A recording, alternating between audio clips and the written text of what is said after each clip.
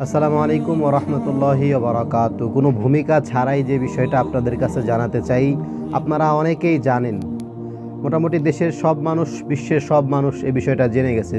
তুরস্কের কি ভয়াবহ অবস্থা, সেখানে মাত্র কয়েক সেকেন্ডের ভূমিকম্পে তুরস্কে কি হয়ে গেল সে বিষয়টা আপনারা সকলে অবগত আছেন। আল্লাহ পাক রব্বুল আলামিন আমাদেরকে কিন্তু এই সমস্ত বিষয়গুলো পূর্বেই বলে রেখেছেন এবং আমাদেরকে আরও অনেক সতর্কবাণী করেছেন, কিন্তু আমরা আমাদের মতো চলি। আল্লাহ তাআলার কথাগুলো, আল্লাহ তাআলার যে বলে দেওয়া বিষয়গুলো আমাদের কাছে মূল্যায়িত নয়, আমরা সেগুলোর মূল্যায়ন করতে পারি না বা করি না। কেন করি না? শয়তানের ধোঁকায় পড়ে করি না। তো বিশ্বের বিভিন্ন জায়গায় যে ভূমিকম্প হয় সেগুলো কিসের আলামত? সেগুলো কিয়ামতের আলামত। এবং আপনারা সকলেই তো জানেন যে বিশ্বের যে করোনা ভাইরাস মহামারী, সেই মহামারীর আপাতত বলা যায় এখন শেষ হয়ে গেছে, প্রায় নিঃশেষ। এখন আর ওইরকম নাম দাম শোনা যায় না, অমুক জায়গায় অমুকজন মানুষ মারা গেছে, আজকে এই কয়েকজনের লাশ দাফন করা হলো, বিভিন্ন কথা আর শোনা যায় না। তার মানে এটা ধরে নিতে পারি যে মহামারী সব কিছু শেষ হয়ে গেছে। কেননা সৌদি আরবে যেহেতু আমরা এখন হজ করতে যাইতে পারতেছি বা বিভিন্ন দেশের বিমানের সিস্টেমগুলো চালু হয়ে গেছে, এখন করোনা ভাইরাস মহামারীটা আর এখন নাই। তো হাদিসের ভাষ্য অনুযায়ী যে একটা মহামারী আসবে, মহামারীর পরে ভূমিকম্প আসবে, একটার পরে একটা আযাব আসতেই থাকবে। কিয়ামতের আগে কিয়ামতের আলামতগুলো প্রকাশ পাইতে থাকবে। তো একটার পরে একটা আযাব আসতে থাকবে। এগুলো কেন আসতেছে, কেন আসতেছে যদি এটা নিয়ে রিসার্চ করেন তাহলে কোরআন হাদিসের মধ্যে সব কিছু পেয়ে যাবেন।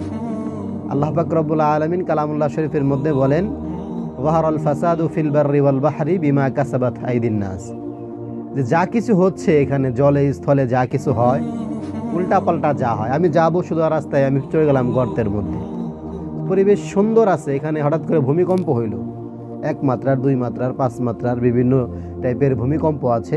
10 সেকেন্ড 5 সেকেন্ড 2 সেকেন্ড 1 সেকেন্ড ভূমিকম্প হইলে অনেক কিছু হয়ে যায়। তো এই ভূমিকম্পগুলো হয় কেন বা অবস্থার পরিবর্তন কেন হইল?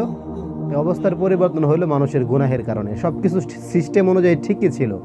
মানুষ যখন গুনাহের মধ্যে বেশি লিপ্ত হয় তখন আল্লাহ তাআলা আযাব গজব দিয়ে তাদেরকে ফিরে আসার রাস্তা বলে দেন।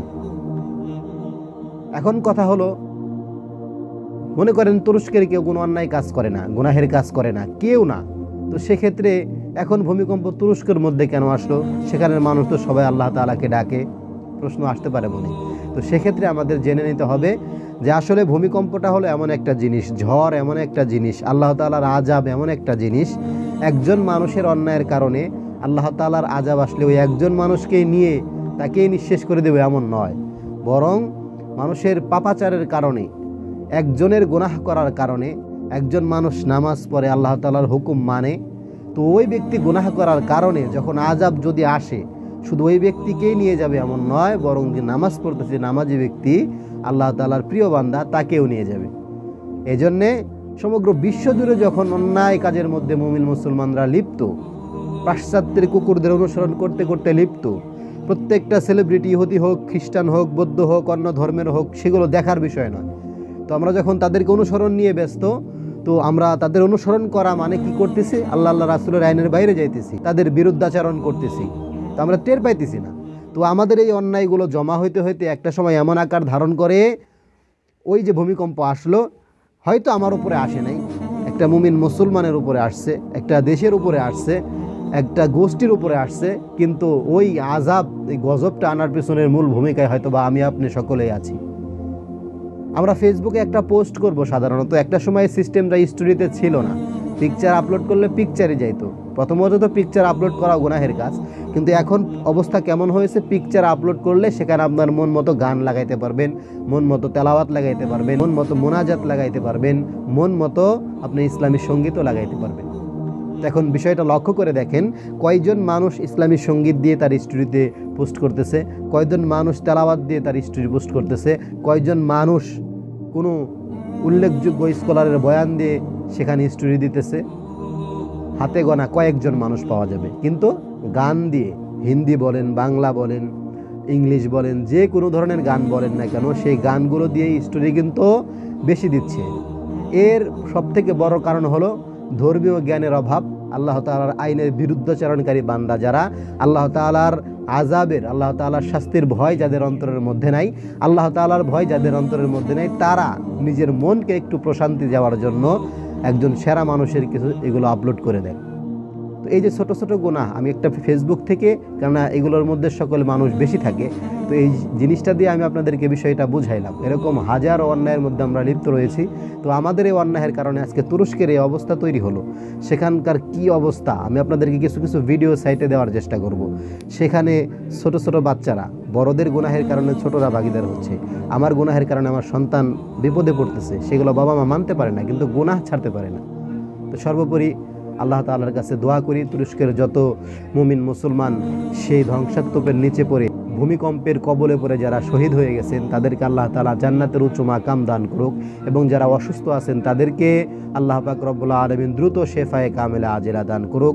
যাদের আত্মীয় স্বজন হারাইলো, যারা সন্তান হারাইলো, যারা বাবা হারাইলো, মা হারাইলো, আত্মীয় স্বজন হারাইলো, তাদেরকে আল্লাহ তাআলা ধৈর্য ধারণ করার তৌফিক দান করুন, এবং আমাকে আপনাকে এখান থেকে শিক্ষা নেওয়ার তৌফিক দান করুন যে গুনাহের মধ্যে যে আমরা লিপ্ত রয়েছি, এই গুনাহ থেকে আমাদের বাঁচতে হবে।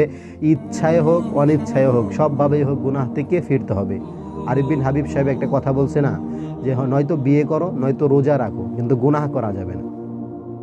বাস্তবতা হলো এমন যে আপনি যাই করেন না করেন গুনাহ করেন না। পৃথিবীর ক্লান্তি লগ্ন চলতেছে, শেষ পর্যায়ে চলতেছে, শেষ জামানার উম্মত আমাদেরকে বলা হচ্ছে। অনেক আলামতগুলো প্রকাশ পাচ্ছে। সৌদি আরবের মতো দেশে মরুভূমির মধ্যে এখন সেখানে ঘাস জন্মাইতেছে, সেখানে এখন সবুজ সুশীতল ছায়া, অর্থাৎ গাছ বিশিষ্ট জায়গাগুলো সুন্দর, আমাদের দেশের মতো যে ঘাসের জায়গা সেরকম জায়গাগুলো তৈরি হয়ে যাচ্ছে। এগুলো কিন্তু কিয়ামতের আলামত। ফোরাত নদীর পানি শুকিয়ে যাচ্ছে, কিয়ামতের আলামত। আলেমদেরকে মূর্খরা প্রশ্নের সম্মুখীন করছে, কিয়ামতের আলামত। যোগ্য ব্যক্তি থাকতে অযোগ্য ব্যক্তিরা এখন চেয়ারের মধ্যে বসতেছে, এগুলো কিয়ামতের আলামত। বন্ধু বান্ধবকে প্রাধান্য দিয়ে বাবাকে দূরে ঠেলে দিচ্ছে, কিয়ামতের আলামত। স্ত্রীর প্রতি ভালোবাসা আসক্ত বেশি থাকার কারণে মাকে দূরে ঠেলে দিচ্ছে, এগুলো কিয়ামতের আলামত। দেখেন এগুলো আমাদের সমাজের মধ্যে সব কিছুই হচ্ছে। এবং গান বাজনা, নর্তকী নাচানো, এগুলো তো এখন একেবারে মডেল হয়ে গেছে। আমার মেয়ের বিয়ের গায়ে হলুদ মানে নাচাও, যত খুশি আনন্দ করো, গান বাজনা বাজাও, এগুলো কিয়ামতের আলামত। আল্লাহ পাক রব্বুল আলামিন আমাদেরকে এই চোখের সামনে যে গুনাহগুলো, সেই গুনাহগুলো থেকে বেঁচে থাকার তৌফিক দান করুন, এবং সকলেই প্রাণ খুলে আমাদের তুরস্কের মুমিন মুসলমান যারা সেখানে আহত নিহত হইলেন তাদের প্রত্যেকের জন্য দোয়া করি। আসসালামু আলাইকুম ওয়া রাহমাতুল্লাহি ওয়া বারাকাতুহু।